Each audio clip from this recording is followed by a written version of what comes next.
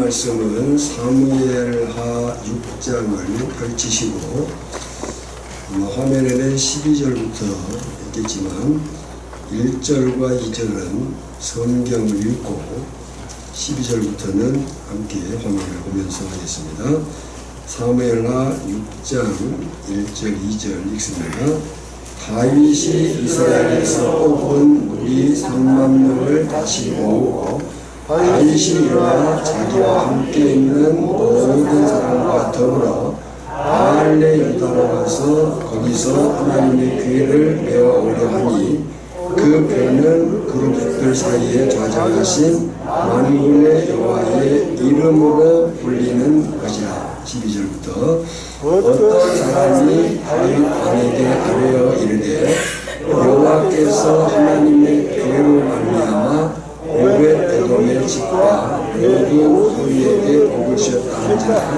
다윗이 가서 하나님의 궤를 메고 기쁨으로 메고 오벳에돔의 집에서 다윗성으로 올라갈새 여호와 궤를 맨 사람들이 6걸음을 가매 다윗이 소와 살진 송아지로 제사를 드리고 다윗이 여호와 앞에서 힘을 다하여 춤을 추는데 그때에 다윗이 에봇을 입었다. 다윗과 온 이스라엘 족속이 즐거이 환호하며 나팔을 불고 여호와의 궤를 메어 오니라. 아멘. 모든 성경은 성령의 감동하심으로 기록된 하나님의 말씀인 것을 믿습니다. 아멘. 인사하겠습니다. 사랑합니다. 축복합니다. 우리가 생명입니다. 말씀에 집중하여 은혜 받으시라. 말씀하여 주옵소서. 마음의 문을 엽니다. 듣고 받고 말씀대로 살겠습니다. 들어야 깨닫고 깨달아야 살 수 있습니다. 들어야 깨닫고 들어야 합니다. 오늘 말씀 제목은 배 여봇을 입고 춤추는 다윗. 제가 가능한 성경만 가지고 말씀을 나누려고 노력을 합니다. 아주 부득이한 경우에 외에는 그렇다면 우리는 성경을 주목할 수밖에 없어요. 창세기부터 시작하겠습니다. 성경은 창세기부터 요한계시록까지 누가 진짜 왕인가, 누구를 왕으로 주인으로 섬길 것인가의 이야기입니다. 창세기 3장을 보면 에덴 동산에 놓인 선악과는 실험용 도구가 아니라 창조주요 영원한 하나님이신 영원한 왕이신 하나님과 피조물인 인간과의 구분이었습니다. 선악과가 구분. 하나님이 창조주이시다. 인간은 피조물이다. 아담과 하와를 향한 뱀의 결정적 유혹도 먹거리 문제가 아니라 내가 하나님이 왕이 되라는 유혹이었어요. 너희가 하나님같이 되어. 창세기 6장 노아 시대의 타락은 인간이 중심이 된 시대, 인간이 왕이 되려고 한 시대로 사람들의 생각이 항상 악했고 하나님 없이 살아가는 문화로 가득 채워졌다고 성경이 기록합니다. 창세기 6장 5절에 보면 여호와께서 사람의 죄악이 세상에 가득함과 그의 마음으로 생각하는 모든 계획이 항상 악할 뿐임을 보시고 그랬어요. 창세기 11장 바벨탑 사건은 타락의 결정적 모습으로 자신들의 왕국을 건설하고자 하는 것입니다. 창세기 11장 4절을 보면 또 말하되 자 성읍과 탑을 건설하여 탑 꼭대기를 하늘에 닿게 하여 우리의 이름을 내고 온 지면에 흩어짐을 면하자 하였더니 하나님을 영광하기 위해 지음받은 인간이 하나님을 영광하기보다 자기 이름을 높이려 한 것입니다. 그러나 그 결과는 비참했습니다. 그 결과에 대해서 로마서 1장 24절과 25절을 보면 그러므로 하나님께서 그들을 마음의 정욕대로 더러움에 내버려 두사 그들의 몸을 서로 욕되게 하게 하셨으니 이는 그들이 하나님의 진리를 거짓 것으로 바꾸어 피조물을 조물주보다 더 경배하고 섬김이라 그랬어요.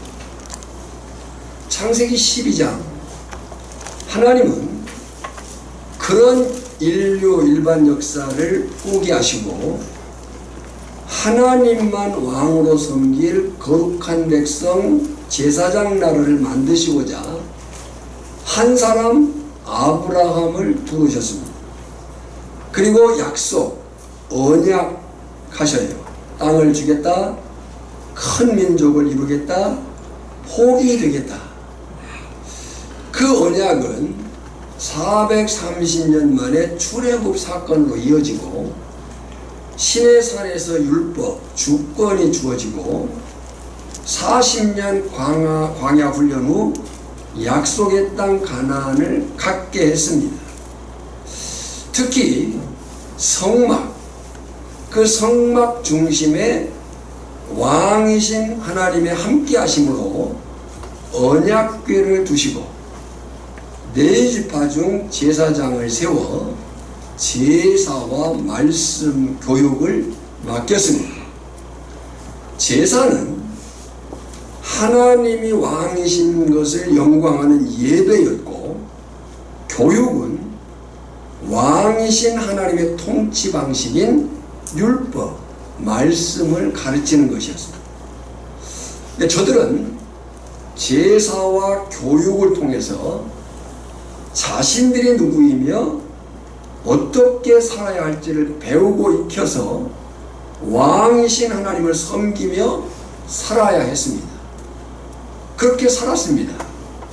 여호수아 24장 31절을 보면 이스라엘이 여호수아가 사는 날 동안과 여호수아 뒤에 생존한 장로들 곧 여호와께서 이스라엘을 위하여 행하신 모든 일을 아는 자들이 사는 날 동안 여호와를 섬겼더라 그랬어요. 그들은 인간은 계속해서 그렇게 살아야 했습니다. 안타깝게도 사사기 1장 1절을 보면 여호수아가 죽은 후 그리고 이렇게 이제 사사기에 반복되는 구절이 나옵니다. 이스라엘의 왕이 없으므로 각기 자기 소견에 오른 대로 행하였더라. 자, 인류 역사에 왕이 없었던 적은 한 번도 없습니다. 창세기부터 요한계시록까지. 다만 그 하나님을 왕으로 인정하지 않은 것이었습니다. 하나님은 영원한 왕으로 존재하시고 스스로 역사하십니다. 그런데 그 하나님을 왕으로 인정하지 않은 사실들을 성경이 기록한 거죠. 실제적으로도 하나님은 하나님이 왕으로서 함께 하심을 표현하시고 나타내셨어요. 하나님이 왕이신 것을 표현하시고 나타내신 그 실체가 언약궤예요. 언약궤가 갖는 중심 메시지가 있습니다. 무엇인가 하면 언약궤의 중심 메시지는 하나님은 자기 백성 가운데 임재 함께 하시는 참된 왕이시며 말씀으로 백성을 다스리신다는 거예요. 그 언약궤의 그 구성을 보면 다 설명할 수는 없고, 그 언약궤의 덮개가 있습니다. 그 덮개를 우리는 시은소, 시은자라고 합니다. 그 덮개가 덮여 있을 때 은혜예요. 이스라엘 백성들의 우리의 죄를 덮으신 거예요. 열면 그 안에 이스라엘 백성들의 불순종의 증거들이 들어있습니다. 구약에는 10계명만 들어있다고 되어 있고, 히브리서에 10계명과 만나와 아론의 쌍난 지팡이를 이야기해요. 그러니까 이 언약궤는 시은소, 하나님의 임재, 그리고 그 시은소 위에는 구룹 천사가 그 덮개 안을 바라다보고 있습니다. 그러니까 이 언약궤는 하나님의 함께 하심, 그리고 그 언약궤 안에 두돌판, 말씀으로 백성을 다스린다 라고 하는 메시지를 이 언약궤는 갖고 있는 거예요. 자, 그렇게 이 언약궤는 중요합니다. 여기서 여호수아 이후 언약궤의 이동을 간략하게 추적해 보겠습니다. 성경과 PPT를 보면서 살펴보시고 계속 켜두시기 바랍니다. 여호수아 3장입니다. 여호수아 3장과 4장은 언약궤가 이제 가나안으로 들어올 때 제사장들이 메고 요단강을 건넜습니다. 그리고 초기에는 이 언약궤가 길갈 중심으로 있었습니다. 지도에 길갈이 나오죠? 길갈 중심으로 있었습니다. 이후 가나안 정복이 어느 정도 이루어진 뒤 성막과 언약궤가 실로에 세워지고 놓여집니다. 여호수아 18장 1절에 보면 이스라엘 자손의 온 회중이 실로에 모여서 거기에 회막을 세웠으며, 여기서부터 실로는 이스라엘의 중심 예배 처소가 됩니다. 그리고 사사시대 동안 대부분 유지가 돼요. 자, 우리가 성경이 역사적 기록인 것을 생각하면서 이 그림들을 봐야 됩니다. 이스라엘 백성들이 가나안 땅에 들어와서 제사장들이 메고 언약궤를 메고 요단강을 건너 어디에 처음에 두었다고요?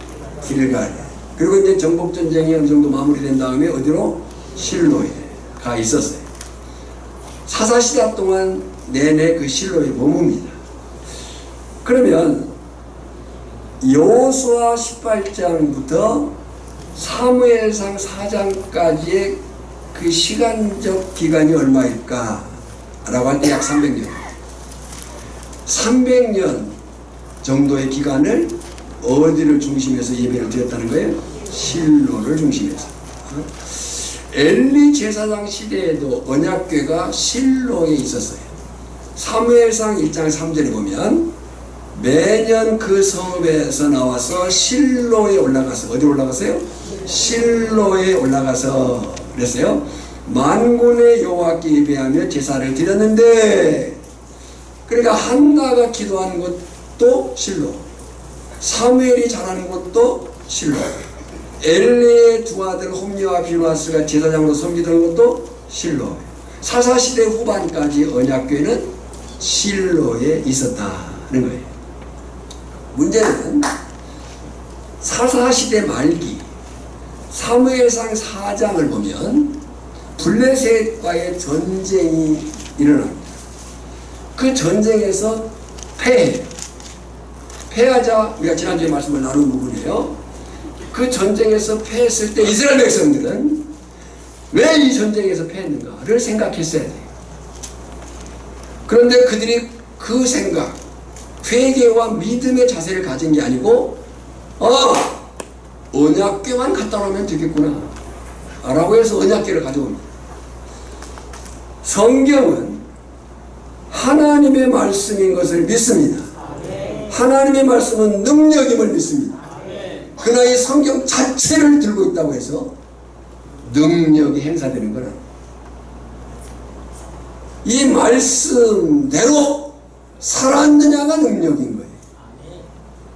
그러니까 이스라엘 백성들이 전쟁에서 패하니까 자신들을 돌아보면서 왜 이 전쟁에서 패했는가를 생각했어야 되는데 언약궤만 가져오면 되겠구나. 언약궤를 전쟁터로 가져옵니다.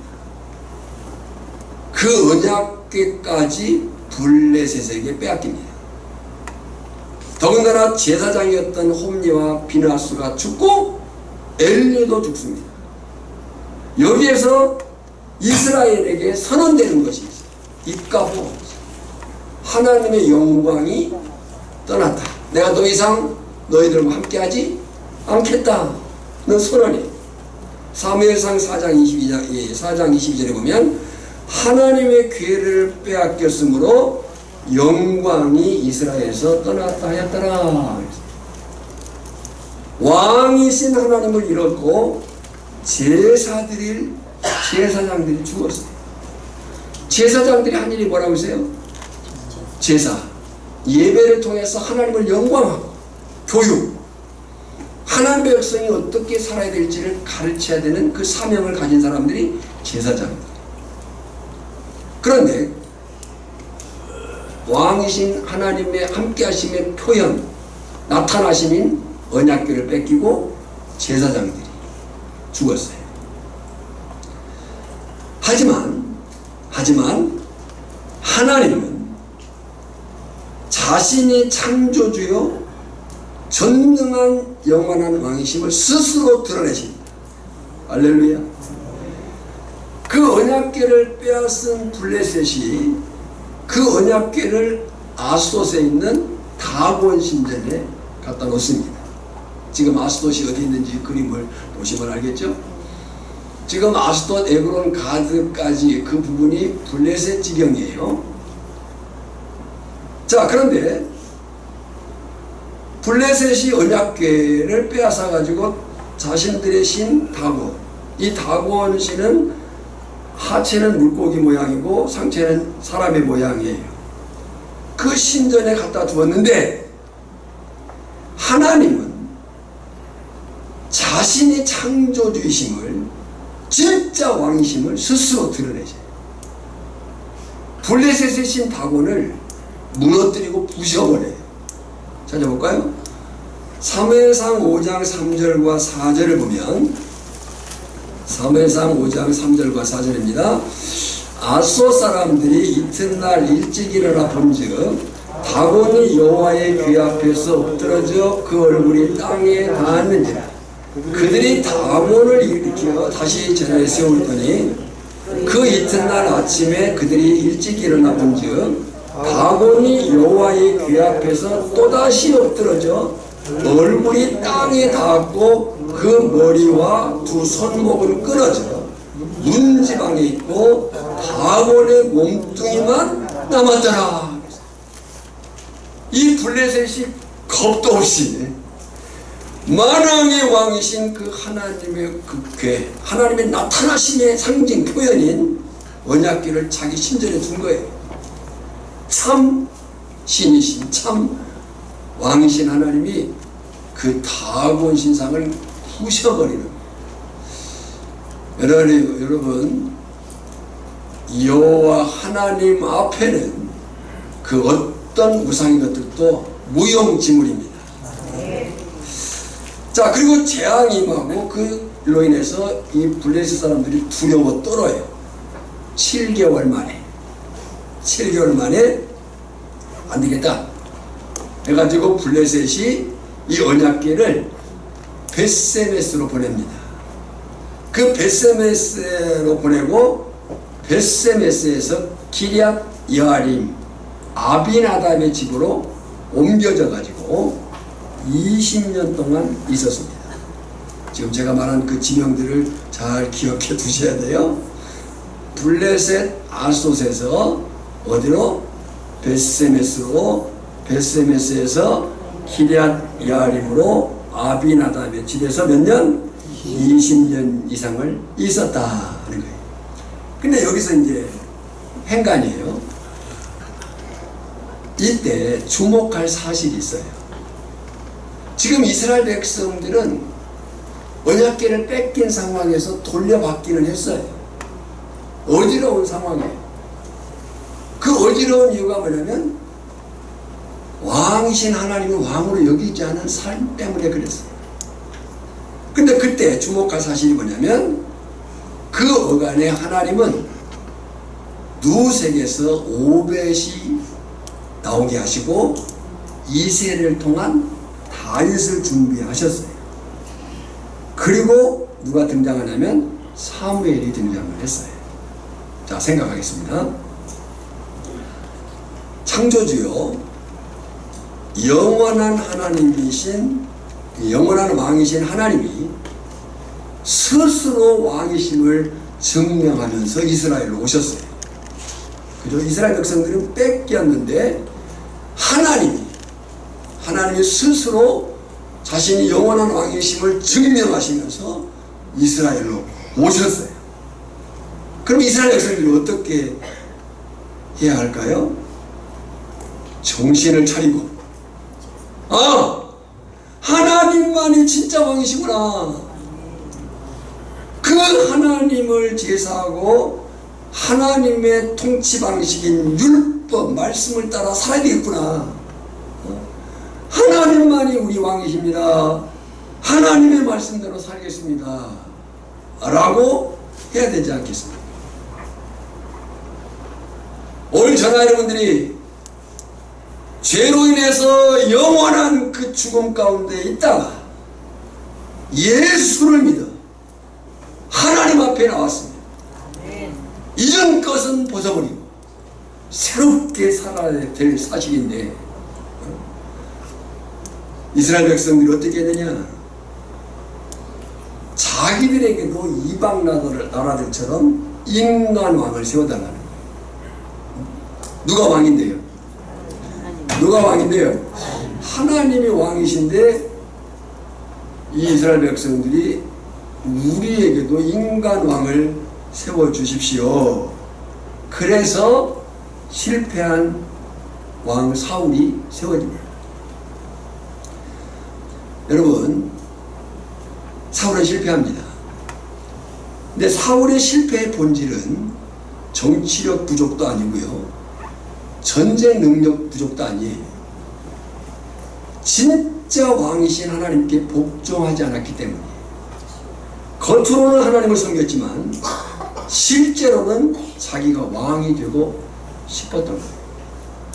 여기서 우리가 중요한 사실을 깨달아야 해요. 내가 예수를 믿음에도 불구하고 왜 여전히 내 삶은 실패가 반복되는가? 설만도 한데 왜 자꾸 넘어지는가? 라고 할 때 여전히 하나님을 진짜 왕으로 삶 가운데 세우지 않은 거예요. 사무엘상 15장 22절 23절을 함께 읽겠습니다. 사울의 실패의 그 본질을 지적합니다. 사무엘상 15장 22절 23절이에요. 읽습니다. 사무엘이 이르되 여호와께서 번제와 다른 제사를 그의 목소리 청종하는 것을 좋아하심같이 좋아하시겠나이까? 순종이 제사보다 낫고 듣는 것이 순양의 기름보다 나으니 이를 거역하는 자는 점치는 죄와 같고 완고한 것은 사신 우상에게 절하는 죄와 같음이라. 왕이 여호와의 말씀을 버렸으므로 여호와께서도 왕을 버려 왕이 되지 못하게 하셨나이다. 자, 여기까지를 잘 이해하면 왜 다윗이 언약궤 앞에서 춤을 추었는가를 더 깊이 있게 이해할 수 있습니다. 드디어 다윗이 등장합니다. 아니, 하나님이 다윗을 등장시킵니다. 마침내 사무엘하 5장에서 다윗이 온 이스라엘의 왕이 되었다, 그렇게 얘기해요. 이때 나이가 30세쯤 됩니다. 다윗은 헤브론에서 유다만 7년 6개월을 다스렸고 예루살렘에서 온 이스라엘을 33년, 그러니까 전체 40년을 통치합니다. 근데 그 통치 가운데 사무엘하 5장 6절로 10절을 보면 완전히 몰아내지 못했던 여부수, 가나안 족속인 여부수 사람에게서 아주 중요한 도시를 빼앗습니다. 그 중요한 도시가 어디냐면 예루살렘. 그러니까 다윗이 왕으로 세워져 가지고 통치 기간 중에 사무엘하 5장 6장에 아주 중요한 지명이 나오는 거예요. 가나안 족속인 여부수에게서 어디를 빼앗았다고요? 예루살렘을 빼앗고 왕국의 중심이 되는 다윗성이 세워집니다. 5장 11절로 16절을 보면 다윗 왕국은 확장되고 하나님이 다윗에게 더 많은 자녀를 주었다라고 얘기합니다. 중요한 것은 다윗은 이 모든 것이 하나님의 역사임을 알았다는 거예요. 12절이에요. 사무엘하 5장 12절 시작. 다윗이 여호와께서 자기를 세우사 이스라엘 왕으로 삼으신 것과 그의 백성 이스라엘을 위하여 그 나라를 높이신 것을 알았더라 그랬어요. 그러니까 사울 왕과는 전적으로 다른 거예요. 사울 왕은 인간들이 떼써서 하나님을 왕으로 섬겨야 되는데 우리에게도 인간 왕을 세워주세요. 떼써서 세운 왕인데 그 사울은 자기가 왕이 되려고 한 거예요. 다윗을 하나님이 세우셨어요. 그 다윗은 자신의 삶 가운데 나타나시고 역사하시는 그 일들이 누가 행하신 일이다? 하나님이 하신 일을 알았다. 다윗이 여호와께서 자기를 세우사 이스라엘 왕으로 삼으신 것과 그래 자기가 왕이 된 게 아니에요. 누가 자기를 왕으로 세웠어요? 하나님께서 그의 백성 이스라엘을 위하여 그 나라를 높이신 것을 알았더라. 그때 이런 소식을 들은 블레셋이 다시 쳐들어옵니다. 느바임 골짜기에 가득했다. 그렇게 기록하고 있어요. 자, PPT를 보면 이제 띄워두세요. 지금 다윗은요, 생각해보면 인간적으로 사기 충천이에요. 남유다만 다스리다가 온 이스라엘의 왕이 되었어요. 하나님께서 왕국을 확장시켜줬고 더 많은 자녀들을 주셨어요. 승승장구하고 있어요. 자신감이 충만해요. 그때 블레셋이 쳐들어와가지고 어디에 있어요?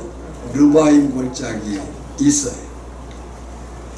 그런데 중요한 것은 다윗은 자기 힘으로 행동하지 않습니다. 하나님께 묻습니다. 하나님, 싸워야 됩니까? 말아야 됩니까? 그때 하나님이 내가 반드시 내 손에 넘기리라. 여러분들, 우리의 승리는 우리의 용기에 있는 게 아니고 하나님이 함께 하신 게 있습니다. 그 전쟁에서 승리를 했어요. 이제 더 자신감이 생겼겠죠. 이 블레셋 사람들이 얼마나 급했으면요, 성경이 이렇게 표현하고 있어요. 그들의 신을 버리고 도망갔어요. 그들의 신 다곤을, 우상을 버리고 도망갔다 이렇게 기록하고 있어요. 그러면서 그것을 바울이 뭐라고 지명했어요? 바알 브라힘, 하나님께서 이기하셨다 라고 했어요. 그런데요, 이 블레셋도 만만치 않습니다.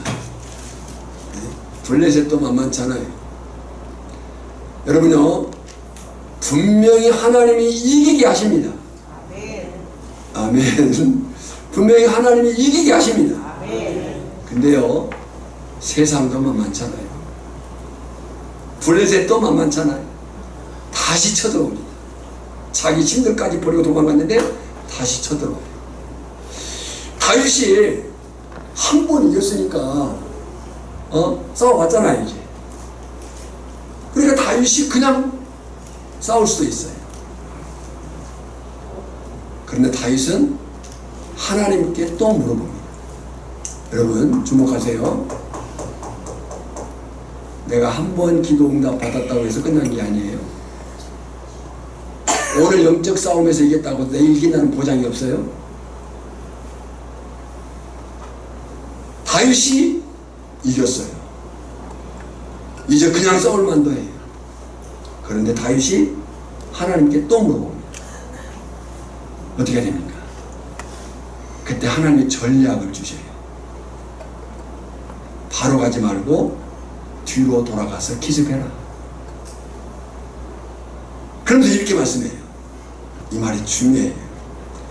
내가 너보다 앞서 나가서 블레셋 군대를 치리라. 누가요? 하나님. 내가 너보다 앞서 나가서 블레셋 군대를 치리라. 다윗은 이 사실을 믿었어요. 정말 주목할 사실은 5장 25절에 이에 그 다음에 읽어볼까요? 다윗이 여호와의 명령대로 이줄을 그어놓으시고 이에 다윗이 여호와의 명령대로 행하여 자기 힘으로 싸우지 않았다는 거죠.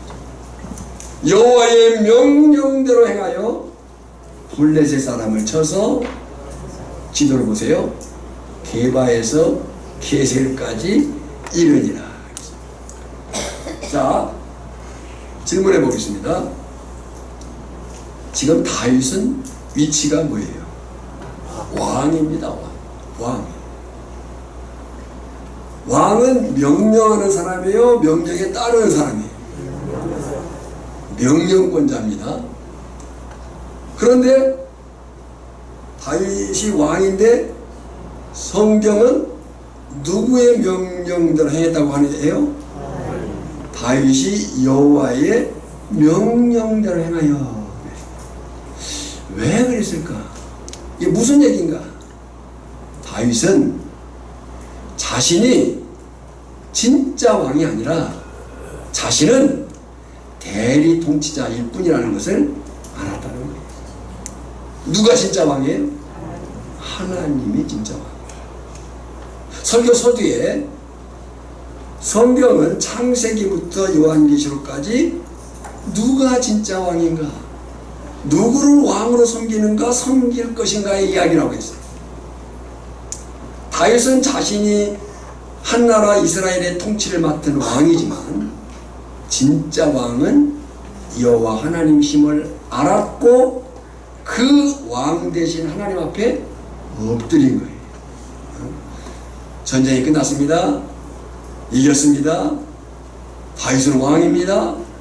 이제 왕으로서의 행사를 할 만한 그런 위치에 섰습니다. 그런데요,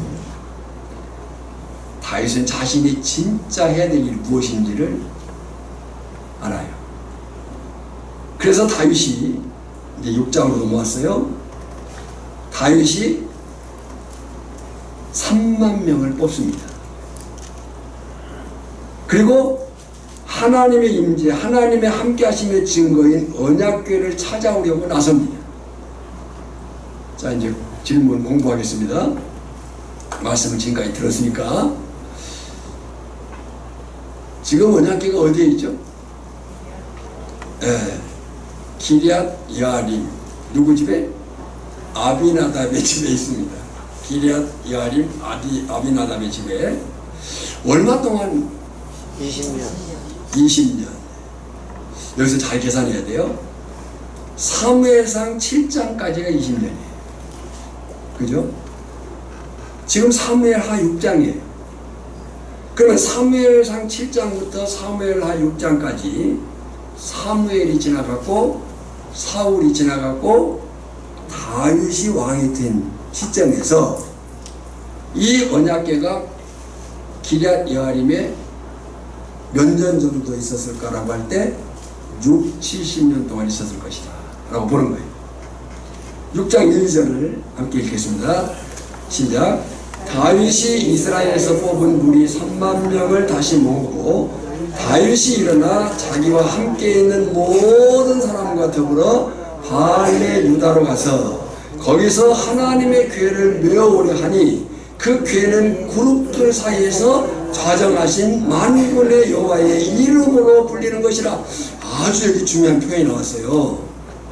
자 보세요. 하나님의 괴를 메어오려 하니 그 괴가 뭐냐? 그룹들 사이, 그룹은 이 케루빔이라고 하는 히브리, 하나님을 가장 가까이서 모시는 천사들이에요. 그룹들과 사이에서 좌정하신 만군의 여호와의 이름. 정리하면 언약궤가 뭐냐? 여호와의 이름이에요. 만군의 여호와의 이름이에요. 근데 여기 사무엘하 6장 1절, 아까 그 언약궤가 어디에 있다고 그랬죠? 기럇 여아림에 있다고 했는데 오늘 여기 6장 1, 2절에는 어디로 갔어요? 다윗이? 바알레 유다. 뭔가 바알레 유다는 곧 기럇 여아림이에요. 같은 곳 다르게 불려지는. 예를 들어서 거금도를 우리는 뭐라고 불러요? 금산이라고 불러요. 금산은 뭐라고 불러요? 거금도라고 불러요. 자 그러면 이것이 그냥 우리가 생각한 것이 아니고 성경이 그렇게 말하고 있어요. 누가 한번 찾아서 읽어주세요. 역대상 13장 6절이에요. 이 바알레 유다는 기럇 여아림, 같은 곳 다르게 불려지는 지명. 역대상 13장 6절. 잘 안 들리겠어요. 크게 읽어야 돼요.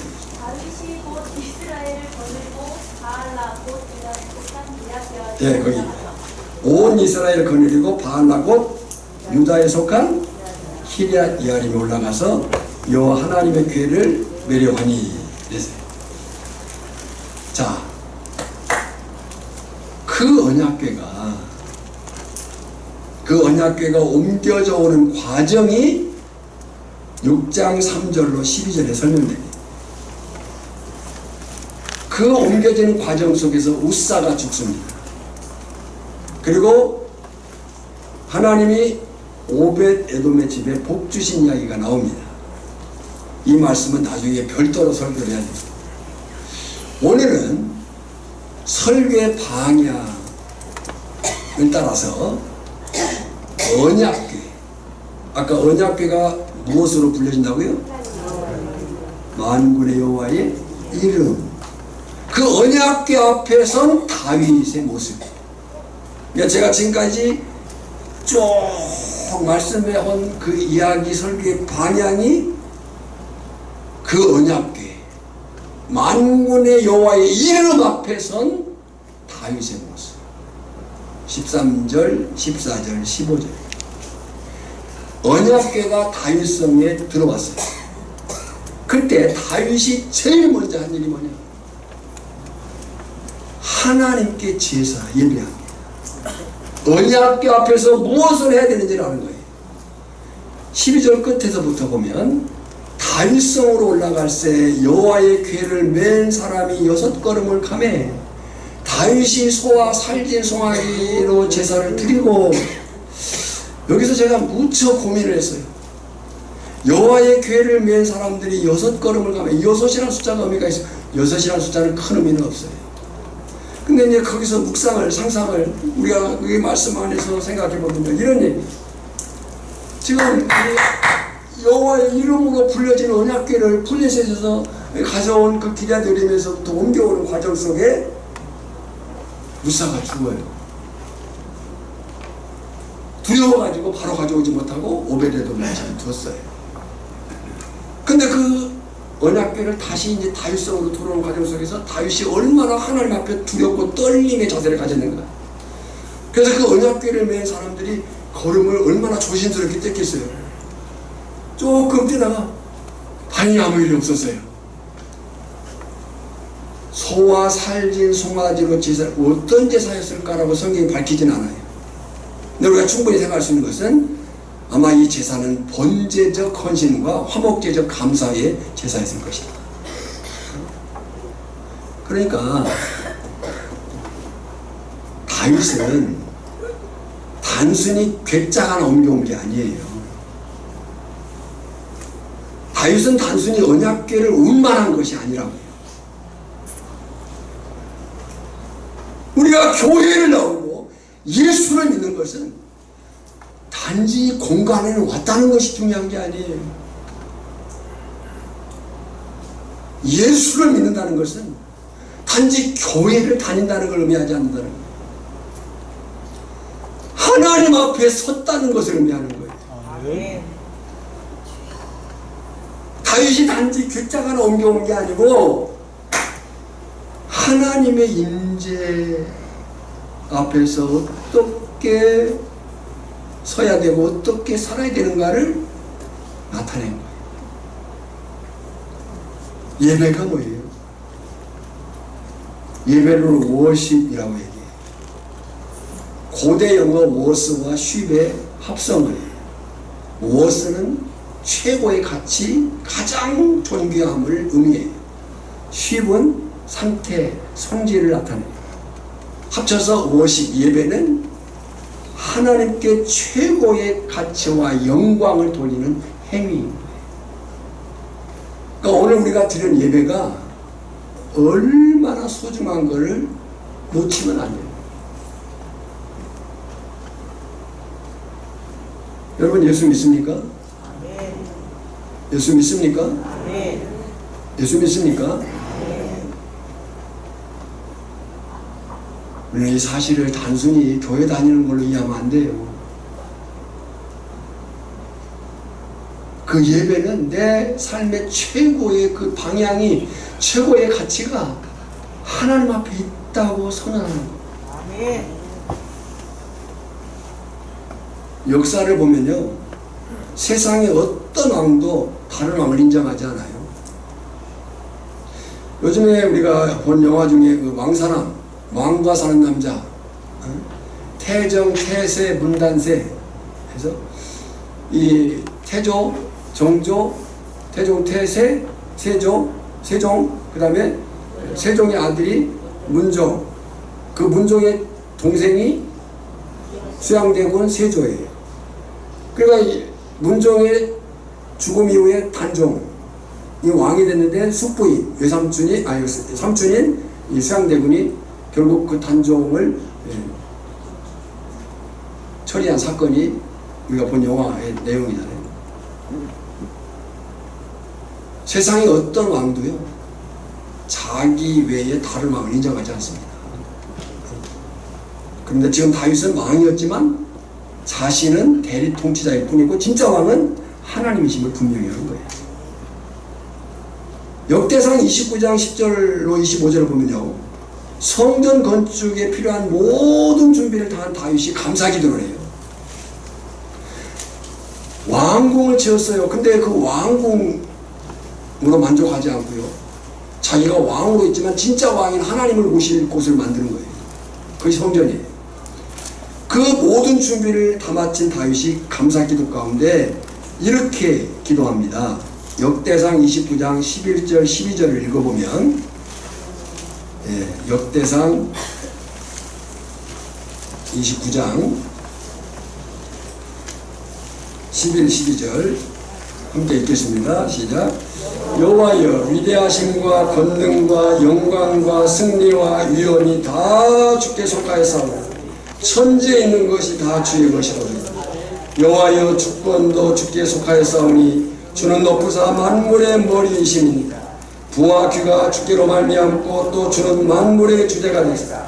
손에 권세와 영력이 있사오니 모든 사람을 크게 하심과 강하게 하심이 주의 손에 있나이다.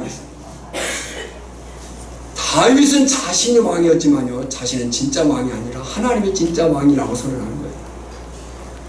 바로 그 다윗이 하나님 앞에서 춤을 추었습니다. 14절, 사무엘하 6장 14절에 다윗이 여호와 앞에서 힘을 다하여 춤을 추는데, 왕이에요. 그 다윗이 힘을 다하여 춤을 춰. 그 힘을 다한 것이 뭐냐? 원어적 그 해석을 보면 기쁨과 전심으로 해. 근데 그 기쁨과 전심으로 한 그 이 춤을 춤이 구체적으로 설명이 안 됐지만 20절에 아내 미갈의 반응으로 볼 때, 미갈의 반응으로 볼 때 그는 더 이상 왕이 아니었어요. 왕의 체면을 벗어버리고 몸이 드러날 정도로 기뻐했다. 그리고 그때 이 다윗이 입고 있는 옷이 중에 왕복이 아닌 배 에봇을 입었더라. 그때 다윗이 배 에봇을 입었더라. 에봇은요, 제사장이 입는 특별하고 화려한 예배자의 옷이에요. 근데 이 다윗은 레위지파도 아니고 제사장이 아니잖아요. 그러니까 배 에봇, 사무엘도 입었던 옷이. 이 말은 다윗은 언약궤가 어떤 이름으로 불려진다? 만군의 여호와의 이름으로 불려. 그러니까 하나님 앞에서 다윗은 자신이 왕이 아니라 예배자로 선 거예요. 이 사실은 다윗의 영성이 확인되는 시편 곳곳에 나타납니다. 시편 42편 1절에 보면 하나님이여 사슴이 시냇물을 찾기에 갈급함같이 내 영혼이 주를 찾기에 갈급하나이다. 또 시편 74편 12절에 보면 하나님은 예로부터 나의 왕이시라. 누가 왕인데요? 자기가 왕이에요. 근데 뭐라고 얘기한다고요? 하나님은 예로부터 나의 왕이시라 사람에게 구원을 베푸셨나이다. 시편 95편 6절에 보면 오라 우리가 굽혀 경배하며 우리를 지으신 여호와 앞에 무릎을 꿇자. 사랑하는 성도 여러분, 오늘 본문은 저나 여러분에게 질문합니다. 누가 진짜 왕인가? 너는 지금 누구를 진짜 왕으로 섬기는가? 섬길 것인가? 말하기는 다윗처럼 하나님만이 나의 왕, 나의 주인이심을 인정하며 예배자로서의 감격과 헌신의 삶 가운데 살아가기를 주님의 이름으로 축원합니다. 하나님 아버지 감사합니다. 예수 그리스도를 구세주로 죄로부터 나를 구원하신 분으로 뿐만 아니라 주님으로 나의 왕으로 나의 주인으로 우리가 고백했습니다. 과연 다윗처럼 왕이신 하나님 앞에서 예배자로 살고 있는가를 살피게 하시고 이 예배의 공간, 예배의 시간뿐만 아니라 우리의 삶 전반에 걸쳐서 내 삶이 하나님의 왕이심을 증거하는 그런 삶이 되게 하여 주시옵소서. 예수님의 이름으로 기도하옵나이다. 아멘.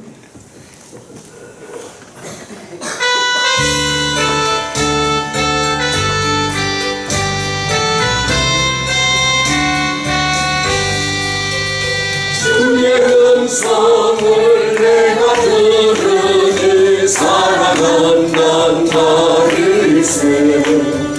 믿는 마음으로 주께 가오니 나를 영접하소서. 내가 내일 십자가 앞에 더 가까이 가오니 그새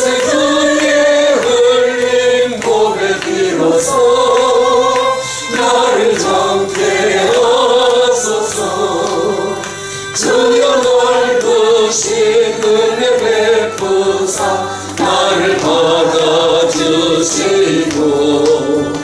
나의 품은 뜻 주의 뜻같이 되게 하여 주소서.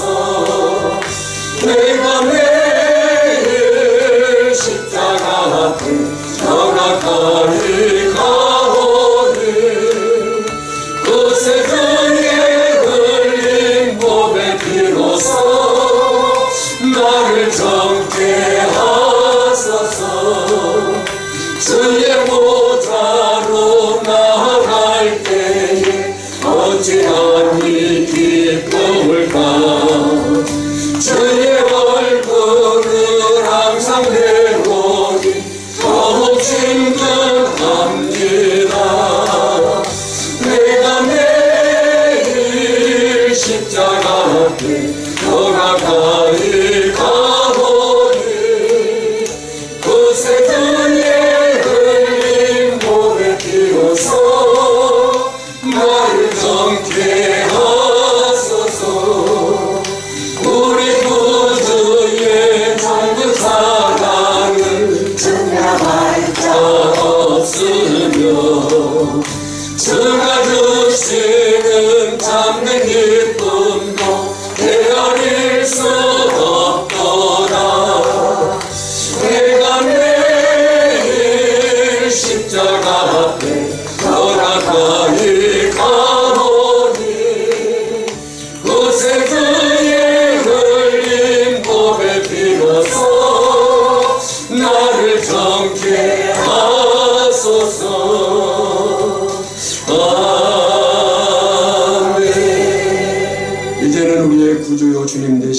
예수 그리스도의 은혜와 성부 하나님의 더 크신 사랑하심과 성령의 깨닫게 하시고 능력 주시니 예수 그리스도를 나의 주 나의 왕으로 섬겨 살고자 다짐하는 모든 성도 심령 산업 가정 위에 우리 오천교회 공동체 위에 이제로부터 영원까지 항상 함께 있을 지어나. 아멘.